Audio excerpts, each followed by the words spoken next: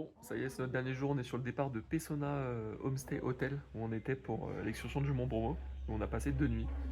Donc très sympa. Là, on attend le petit déjeuner. Donc il nous a offert le petit déjeuner avant de partir en taxi là. Donc, on attend notre petite omelette et ensuite on va partir direction les waterfalls un peu plus bas, les cascades. Et ce matin, le temps est idéal là. Ceux qui ont dû aller au Mont Bromo aujourd'hui ont dû se régaler parce que là, il y a carrément moins de nuages qu'hier pour la même heure. Et bon, après nous c'était déjà super génial, mais là je pense que le temps est encore meilleur. Donc voilà. Bonjour, bonjour. Donc aujourd'hui on est parti de notre ancien logement où on était vers le Mont-Bromo. On a mis 4 heures de route pour arriver à celui-ci. Donc on est situé toujours sur l'île de Java, de l'autre côté du volcan.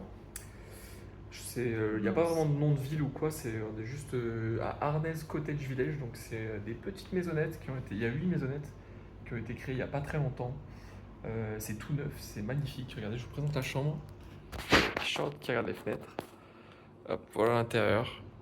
Le toit, l'intérieur de la chambre, c'est tout canon. Franchement, c'est designé très très propre. Douche plus toilette. Voilà. Bon, par contre, après, autour, c'est un petit peu mort. Il n'y a pas grand chose à part 2-3 cascades à faire. Mais bon, vu qu'on reste que 2 jours, ça va être nickel, je pense, pour ce qu'il y a à faire. Voilà. On a loué un scooter, on va juste se renseigner s'il y a possibilité de faire une machine parce qu'on n'avait pas fait de machine avant parce qu'on n'avait pas le temps. Mais là, on va essayer de demander direct. Voilà. Merci. Bon, les gars, après des petites galères avec le scooter là qui redémarrait pas, on a remis de l'essence. On est passé à l'Indomarette. Et là, on va s'arrêter sur un petit chemin pour aller manger un petit rôti canet au chocolat. Petit déjeuner avec une vue sur le mont là-bas derrière. Magnifique. C'est bien dégagé ce matin en plus. À l'hôtel, ils ont fait une piscine, mais ils n'ont pas rigolé sur la taille de la piscine. Elle n'est pas encore en marche, elle est encore en travaux. Et là, on arrive derrière avec les cabanons. Il y en a 8 au total, il y en a un dernier en construction là-bas. Et voilà, c'est super mignon. Le premier ajout, c'est les Tumpa Sewuk. Donc c'est situé à 15 minutes en scooter de là où on habite. On a payé 100 000 par personne à l'entrée, plus 10 minutes de parking pour mettre le scooter. Et là, on arrive sur la vue des cascades qui est vraiment impressionnante. Petit arc-en-ciel et grande cascade. Voilà. Petit coin de nature très sympa, je pense que c'est les trucs les plus sympas qu'il y a à faire dans le coin ici, c'est des cascades. Et on va marcher un petit peu autour, parce qu'il y a possibilité de descendre jusqu'en bas, là il y a des gens qui sont tout en bas, donc il faut prendre un petit chemin de marche sur le côté, se balader, avoir différents points de vue. Et voilà, on va profiter de cette vue encore. Bon allez, on s'attaque à la descente dans les marches, dans la cascade là. Ça va être assez sportif je pense pour remonter, parce qu'il y a quand même énormément de marches. Et voilà, on verra bien. Franchement, c'est des chassés croisés dans les petits escaliers en plus. Donc il y a des gens qui attendent en bas, des gens qui attendent en haut. Là, on va passer un petit passage où il y a de l'eau en plus. Sinon, on vient de tout là-haut. On voit pas trop, mais ça fait que grimper sur le flanc de la colline. C'est assez sportif. Bon, ça y est, on est arrivé jusqu'en bas. On va aller marcher pour revoir les cascades, mais cette fois depuis le tout en bas. Là, en train de marcher, franchement, la descente c'était un peu relou. Il y avait beaucoup de monde, les escaliers sont assez abrupts, très petits, donc c'est difficile de faire une file. Et là, on va marcher le long de la cascade et on va aller voir la cascade qui est tout au fond là. Arrivé en bas, c'est assez impressionnant quand même, hein. On prend beaucoup de pluie dans la tête là. On va essayer de traverser ici et on va rejoindre là histoire de voir un petit peu le flux.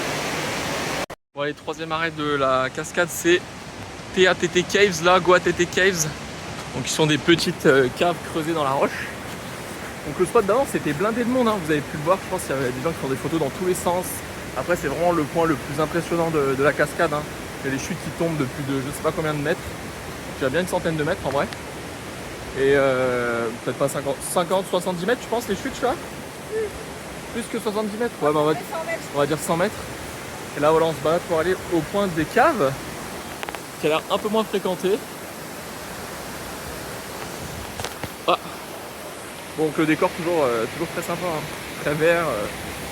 Voilà, on avance tout doucement, on est un peu mouillé parce que tout à l'heure on était en bas et avec les projections de l'eau sur la roche et la chute de la cascade, on est vraiment trempé.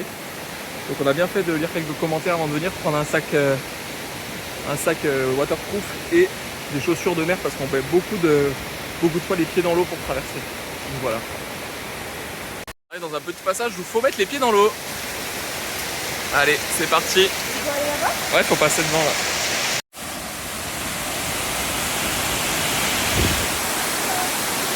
Bon voyez, les chemins sont pas forcément évidents, ça ressemble un peu à de l'escalade dans les roches.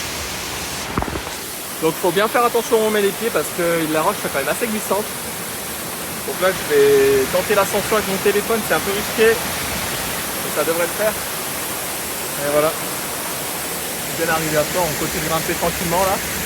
Et on arrive à cet endroit mais il faut payer encore 50 000 par tête là. Donc bon c'est un peu relou. On a décidé de pas payer, on va pas monter, on va redescendre tranquillement juste en bas là.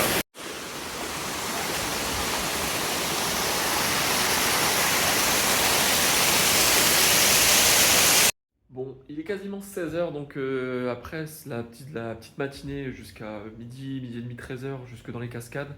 On est ensuite allé manger un petit bout où on était allé hier, au rôti canet. On a mangé, vous allez jamais nous croire, mais on a mangé pour 1,20 € et on a mangé pour un Asie le Mac avec un œuf, une crêpe rôti canet avec un œuf dedans, une boisson et un rôti au chocolat à la fin. Enfin bref, pour 1,20 € c'était indécent tout ce qu'on a mangé. C'est le repas le moins cher du voyage, avec autant de choses, je pense. Et en plus, c'était délicieux. Donc voilà, on a s'est régalé. Ensuite, on est rentré tranquillement à l'appart là. On a fait des courses, on s'est lavé et on s'est mis en mode détente pour la fin d'après-midi là. Voilà. Bon, dernier jour dans cette région. Donc on est parti ce matin faire un petit point de vue sur une nouvelle cascade qui s'appelle Kopan Sriti. Donc on a posé le scooter, là je crois que c'est 5000 le parking. Et le point de vue c'est 10 000 par personne il me semble. Donc là on est en train de marcher, on a marché 5 minutes depuis le parking et là on est sur le chemin pour aller voir le point de vue et trouver la borne d'entrée. Voilà, ça va être une petite cascade très sympa encore une fois. Ensuite on va aller se faire un petit morceau pour manger et puis on va passer l'après-midi tranquille comme tous les jours. Voilà. C'est vrai que dans la ville où on est, enfin dans la région où on est, c'est principalement que des cascades. Il y en a 2-3 principales on va dire. Et puis après voilà. Donc nous on avait décidé de faire 3 nuits. Parce on avait du temps un petit peu pour la fin de l'Indonésie. Donc on avait décidé de prendre un peu plus de temps et d'être un peu plus tranquille le soir. Et la journée, histoire de pouvoir prévoir un peu l'Australie et nos prochaines destinations. Et puis voilà, ça fait du bien aussi de faire des petites journées où on se détend aussi l'après-midi. Et puis voilà, là on est en train de descendre le chemin, hop. Donc voilà. Puis on a hâte là de retourner en Australie dans quelques jours. Là. On va faire la côte Est, ça va vraiment être sympa, on va refaire du van, on a vraiment hâte. Donc voilà, on est arrivé sur le point de vue de la cascade là, qui est en train de... Regardez le débit là. La hauteur, le cratère là, c'est immense. Franchement, moi j'avais vu les photos vite fait sur Google, je pensais pas que c'était aussi impressionnant que ça. Et là, on est vraiment très surpris. On est censé payer 10 000 par personne à l'entrée, mais il n'y a vraiment personne. On est tout seul sur le site. Il n'y a même pas de garde pour vérifier ou quoi que ce soit. Donc bon, je pense qu'on va payer au mec du parking. Il nous a dit qu'on paierait sûrement en retour. Et puis voilà. Et là, on est vraiment... Enfin, le spectacle est vraiment magnifique. En plus, on est juste tous les deux en train d'en profiter. C'est impressionnant. Très impressionnant. Beaucoup de bambou aussi autour, la végétation est assez verte là en plus. Franchement sympa. Bon kiff à faire, vous voyez, franchement ça prend 25 minutes à tout casser. C'est sympa, ça vaut le détour. Bon, aujourd'hui rien d'intéressant, on a fait 5 heures de voiture pour venir jusqu'à l'aéroport de Surabaya. Et là on attend l'avion pendant 3 heures encore. Donc voilà, vraiment une journée que de transport, rien de fou. Et on va sur Bali pour la nuit et ensuite on part le lendemain pour l'Australie. Mais notre vol il est que demain à 23 h, donc on a vraiment le temps. Voilà.